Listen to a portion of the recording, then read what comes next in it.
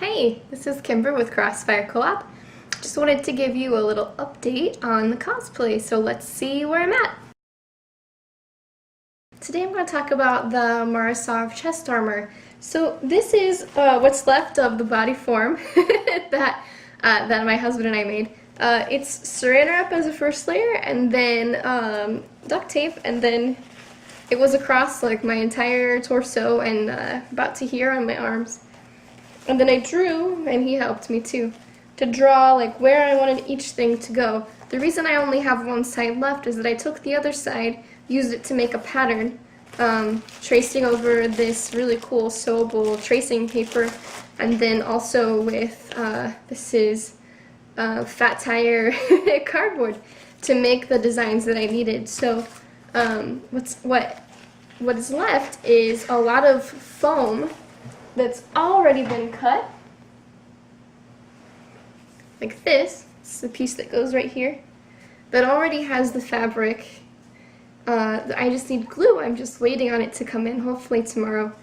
And here is what the base for the vest actually looks like.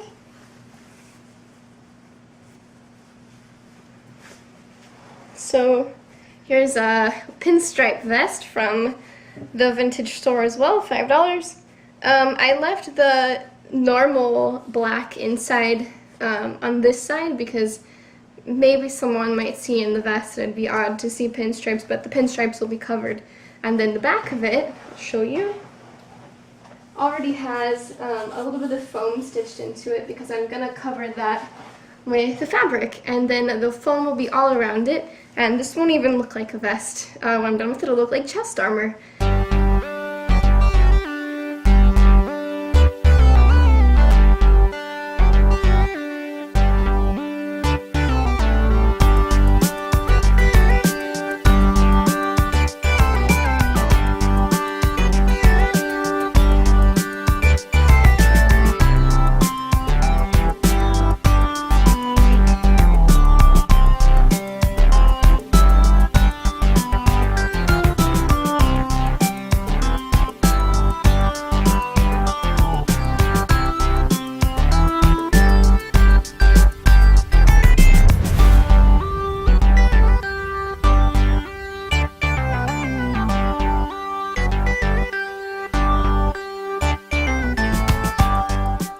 So this is where I'm at with the left pauldron, the shoulder armor, be here like this.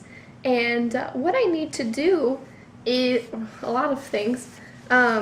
First thing is go ahead and get this painted. I have a nice brown metallic look spray paint, and then get this painted. I have a nice gold spray paint, and then I have some fabric that I need to put here.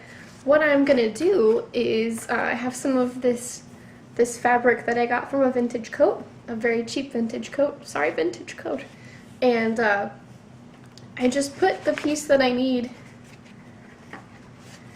against the back, and I trace where the piece ends and where I need the fabric to end so I can wrap it around, and then I'll put Velcro on it.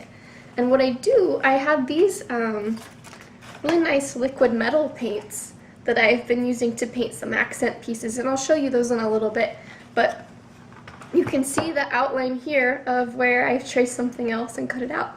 And it's been working really well because it's hard to get anything to show up on this. So when it finishes, here's the right one. Probably seen me put it on by now because I'm pretty proud of it. And it's just Velcro here. I'm waiting on DAP to come in because I have this nice piece here. It's gonna go right there.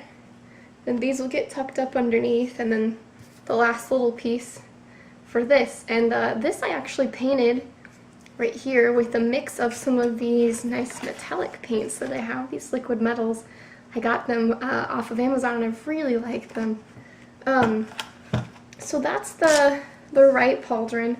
The making of each of these things is kind of similar. There's definitely a routine to it. So what I have is, first, my husband wrapped me up in saran wrap and then duct taped me, my whole body, And then I drew on myself. This one I actually did by myself first as a test. So I duct taped like from here to here, and after saran wrapping, of course. And then I like drew and tried to get, you can't probably even see what this is, but it was good enough for me. And then I used that to trace onto some cardboard. Trace the same design on the back of this nice Taco Bell box, which I didn't win that gold PS4. Oh, okay, it's alright. So then I did another mock-up of this, same, but with all the details, so that I would know exactly what size to make the foam details that I was using and get them the right size. And from then on, it was just the individual foam pieces. There's one large piece here, and then each of these sections is a different piece covered with this fabric from the vintage jacket, that I got for $5. So that is the right pauldron, the right shoulder armor. And I mentioned how I cut everything out. Oh, also, there are these little patterns that I make along the way to help me know where to cut. So, for example, really boring piece. What is this? Here, for example, is this top piece, and it's a sewable. It's kind of papery, but it's kind of fabricy, and it works really well. So there is that.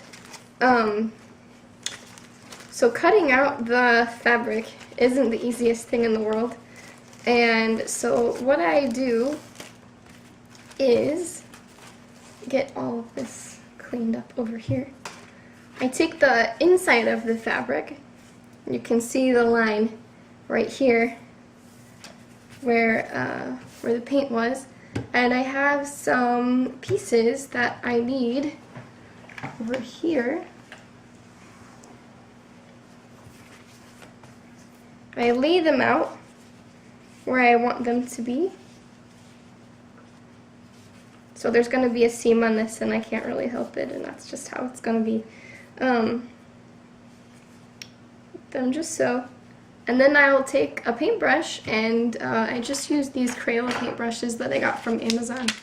I use this yellow one. And I'll just use one of the colors of paints that I'm not going to use, and I'll just lightly I'll just lightly paint around the edge, and then I'll paint around where I want the fabric to end up when I fold it over. And then I cut it out, and it's been working really well.